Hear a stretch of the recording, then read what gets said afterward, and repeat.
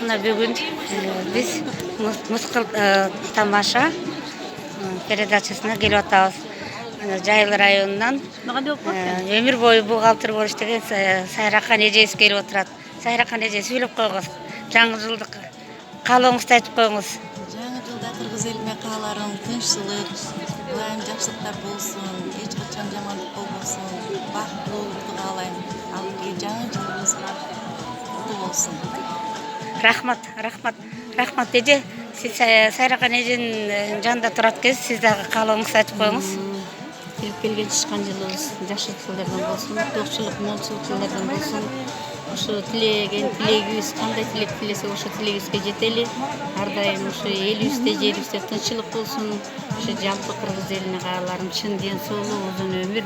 Ошо кандай жакшылыктардын баардыгы ошо баардыгыбызда бирдей болсун. Рахмат. Жаңы жылыңар менен. Рахмат.